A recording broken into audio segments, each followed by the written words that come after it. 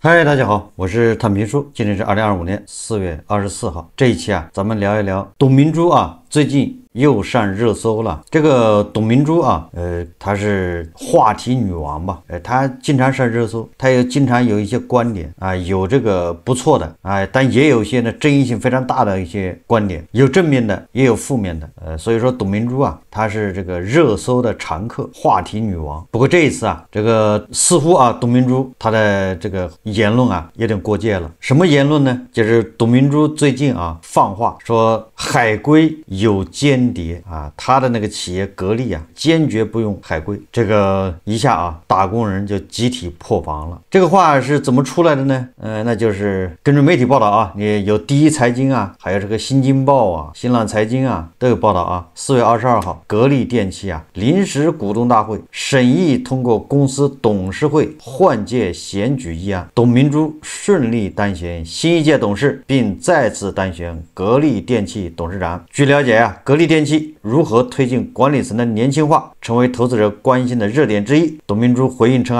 格力重视人才培养，不是以年龄资历来衡量，关键在于人才的思想要保持年轻化，有创新能力、责任心以及敢于拼搏，并称绝不用海归派，只在国内高校里培养自己的人才，海归派里有间谍，我不知道是谁不是，所以我就不用海归派。这个根据现场投票结果董明珠是100%当选。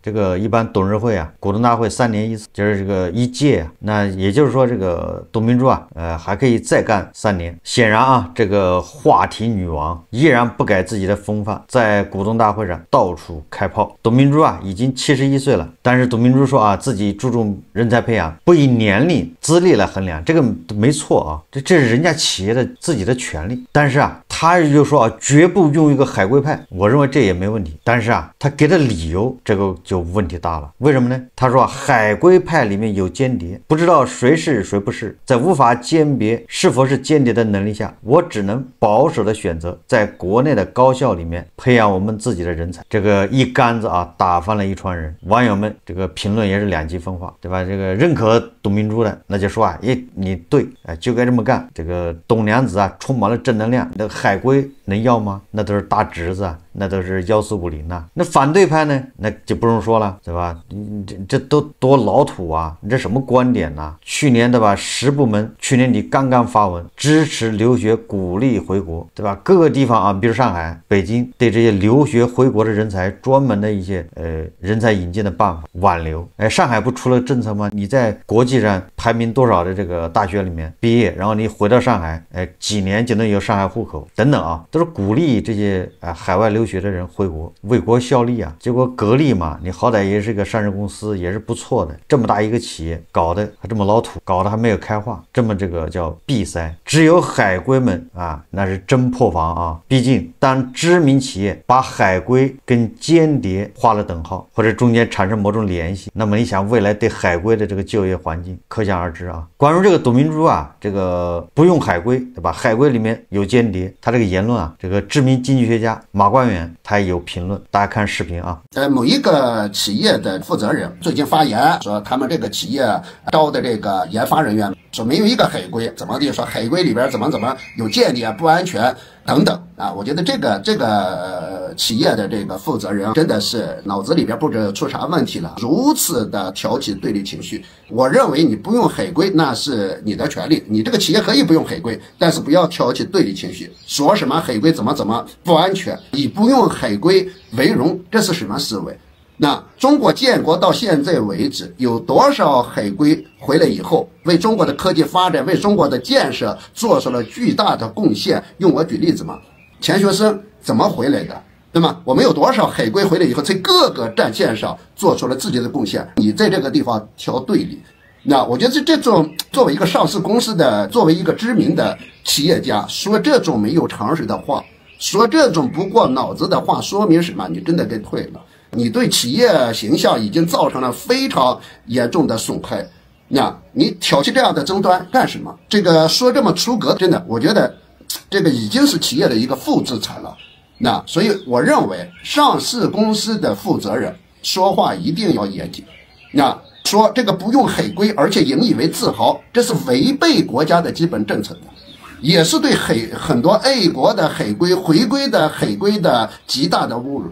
我们有多少科研单位，我们有多少行业、多少领域，有多少海归为我们做了多大的贡献？你这一句话把别人否定了，幸亏你只是一个企业的负责人，否则的话就太可怕了。我奉劝这位企业的负责人，这几年玩了很多真的不该玩的，说了很多不该说的话，自己要收着点，说话的时候真的过脑子。我觉得起码对企业本身不是伤害。我觉得马官员的评论呢也非常到位啊，也就是说你这个企业的运营标准，你企业自己可以立啊，你只要不违法，对吧？在这个宪法和相关法律之下，你企业有自己的运营标准，没毛病啊。但是你要说海归里面有间谍，这个作为一个知名人物这么说还是不妥，制造对立啊。这个董明珠啊，他不光是说这个人才海归啊有间谍，在这个会上他还把这个炮火啊延伸到小米身上，也就是除了炮轰海归，董明珠又对小米开火。他是这么说的啊，大家自己可以看视频啊，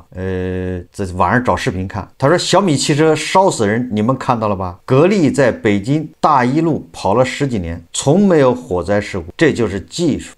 格力在北京大一路跑10几年，这事儿是怎么来的呢？反正北京那个一路我是知道的，我也做过，他就是路过长安街嘛，从那个大北窑吧，应该是我有印象啊，它应该是大北窑朗家园呐，一直到木樨地吧，是木樨地还是反正西三环呢，好像公主坟那往南走，北京一路公交车途经长安街，算是北京的公交门面。我记得我以前也常坐，但很少坐到终点站啊。2017年，这个北京的一路啊开始用珠海银龙的电车。2021年，银龙改名格力泰，正式进入格力的麾下，也就是那个董明珠啊，他用格力啊收购了这个珠海银龙，不是花了很多钱嘛，要进军那个新能源汽车嘛。所以这个董明珠说啊，大一路跑了10几年没有火灾，这个没错。如果这个北京的一路公交车如果起火了，那肯定是个大新闻呐，确实没有起火。那2017年到2025年，它这也不到10年了。第一个有点夸张了，第二个呢，即便这个2017年到2025年，这跟你格力好像关系也不大呀，就2021年才算格力嘛，被格力收购嘛，那你顶多现在4年，这咱得讲理。当然了，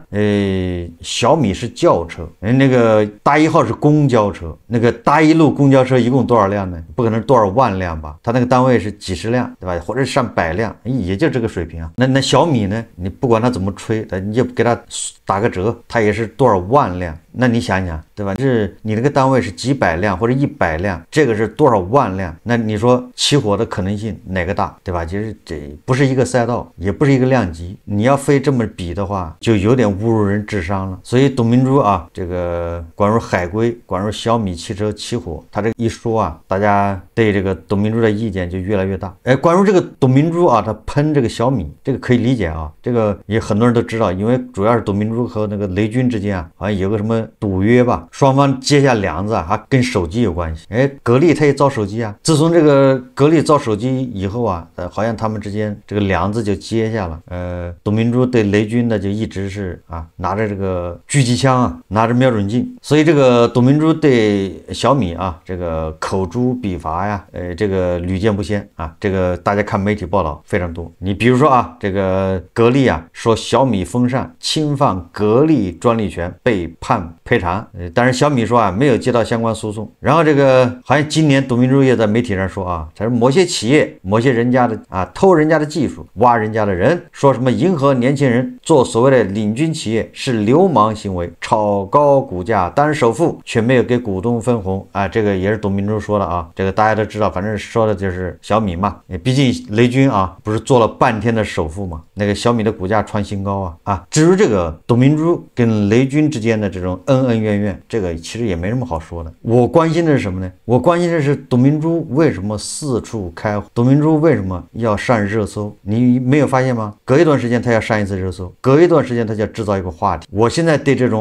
频繁上热搜的企业，我是抱着一颗警惕之心，当然也可以叫敬畏之心呢。所以我今天聊聊董明珠啊。首先一个，他以71岁的年龄担选着格力的董事长，他总裁不做了，他只做董事长，我想也符合他的年纪。记啊。首先一个，它是100%单选没有问题啊，因为格力是上市公司，这个董事啊是由大股东提名，或者是股份超过3%的股东啊都可以提名。你可以提你喜欢的人当董事长，然后去股东大会投票嘛。那董明珠是100%票单选，这个反正股东大会啊选董事100%票单选，然后董事比如选了7个董事，我不知道格力选几个董事啊，不是7个就是9个，要么11个，一般的都是7个吧，3个独立董事，4个企业的董事。这个100%票单选董事长，他一般是先把董事选完，7个董事，这一届换届啊，上一届的董事理论上都要解聘啊，就是任期满了，然后新的一届董事可以把原来的董事接着提名。你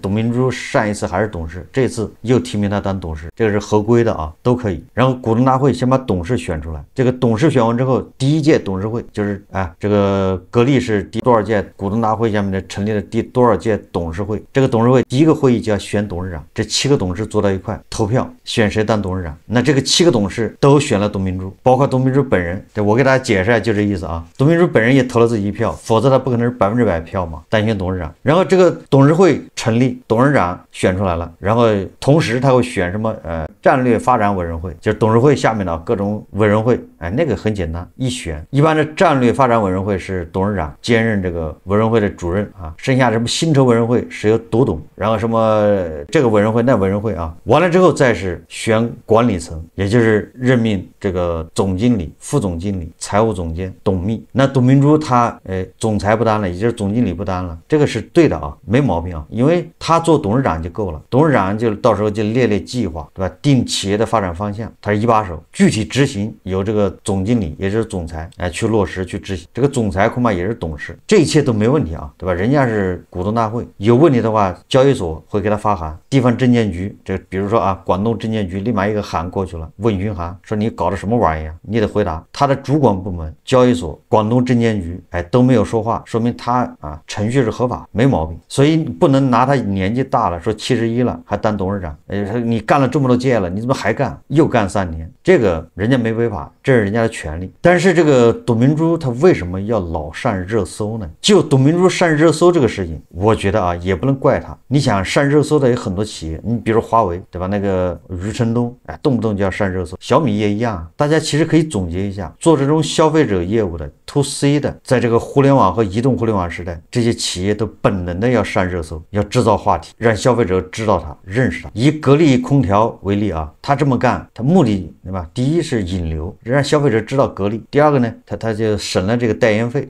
不请那明星做代言，但这个省点钱，这是没办法的事啊。就怎么我们要理解它。包括董明珠前一阵子不是搞那个格力什么，把格力空调那什么经销商门头都换了，换成什么董明珠健康馆还是什么，那都是为了引流，没有办法，这个是他们企业一个发展的一个策略，我们也不好再说他什么。也就是说，我们要理解这样的企业在当前的压力之下，他不想让消费者忘了他。你看那个华为的那个余承东，对吧？为什么老是遥遥领先，对吧？经常是领先，他就要制造这种话题，让你传播完之后，他不就有口碑了吗？那大家都知道华为还有手机，华为还搞支架，华为还搞新能源汽车。本来这些都要花钱去传播的，去公关的，去宣传的，结果他不用花钱，就靠他自己在那儿说这些惊世骇俗的话，通过互联网把它传出去了。小米也一样啊，那雷军天天做人设，对吧？做那个模范企业家，这种各种劳模，任劳任怨，别人骂他，他也不还嘴，他也不起诉那些什么说他不好的，隔三差五上热搜。那董明珠上热搜那更多了。再加上家电这个行业，它是不以人的意志为转移的，在萧条，它跟房地产是一样，所以这些家电行业的人都急了，甚至要出台政策说你到了10年，这家电强制报废。这很多人家电对吧？那个空调用了10年、15年他都不换，就这么对付。就大家是知道这个家电行业，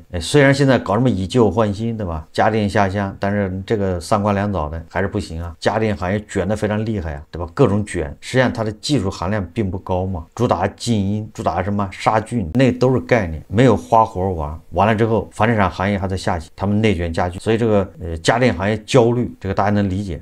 同样是家电行业，你比如美的，还海尔吧，就是搞空调的，就这么几个，对不对？你看就格力它话题多，其他的好像很少，对吧？搞这种话题上热搜，所以这个是咱们要分析的一个原因，就是我们既要理解，对吧？这个家电行业它现在压力大，它要上热搜，它跟那手机行业、跟新能源汽车行业一样，但是我们又要看到，同样都是家电行业，有的人默默耕耘，埋头苦干，业绩也不错啊。美的那个空调，它也是上市公司啊，它的业绩很不错啊，还海尔吧。所以我的意思是，我理解董明珠上热搜，但是啊，为了上热搜而不择手段，挑起对立，这个是不对的，混淆视线，降智宣传，这个要不得。其实我既对吧理解体谅他上热搜，他这种总是为了企业嘛，但是你这种对吧故意用这种言论惊世骇俗的，挑起对立的，对吧？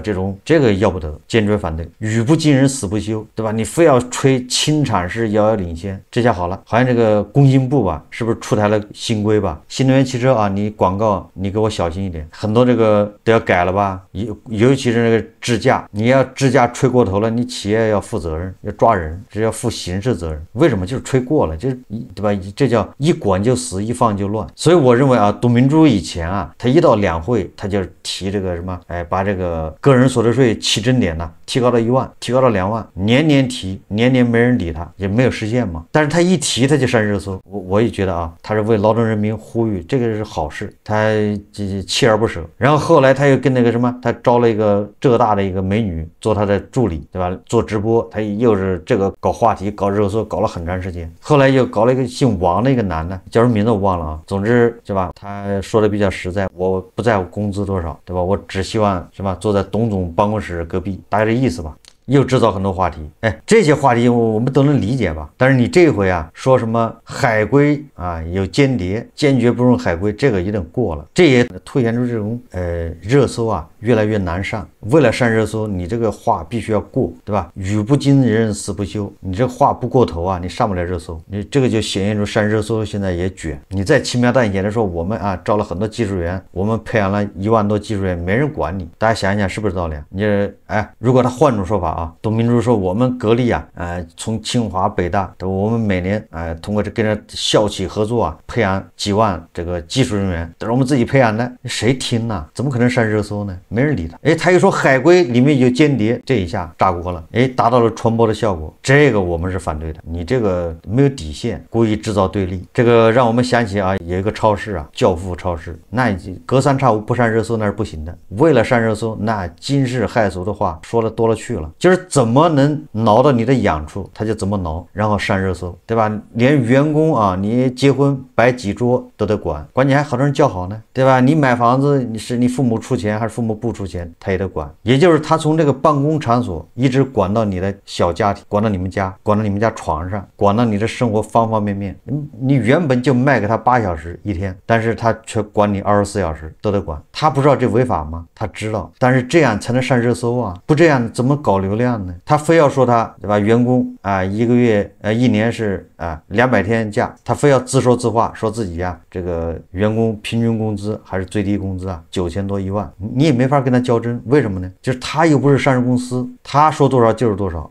他说平均工资9000，你要说8500，那你错了，告你。就是你没办法跟他较真，因为所有的数据在他自己手上，他想怎么说怎么说。你说那你给个审计报告吧，大家知道啊，审计报告是可以买的，你只要咱们就说胡适吧，上市公司的审计报告是不是好多都是假的？要不然怎么有欺诈上市呢？要不然怎么有这个财务造假呢？那普华永道干的事情忘了吗？普华永道帮恒大做的事情，普华永道可是5大呀。胡适监管这么严，罚款他的做假账，你想想，一个没有披露财务数据义务的这么一个教父超市，你怎么知道他的数字真的还是假的？还不是他想怎么说，他那报表想怎么填怎么填。像这种非公众公司，他那个财务报表也可以审计，因为有很多公司为了融资，你就得拿你的财务报表给人看，那你的财务报表没审计的话，肯定是人家就不信，那你就得找一家会计师事务所给你审计一下。这个很多网友知道啊，你要参与过这种事情的懂了。你要非上市公司，你找这个审计机构审计3-5万也行10万20万也可以。你说我着急，对吧？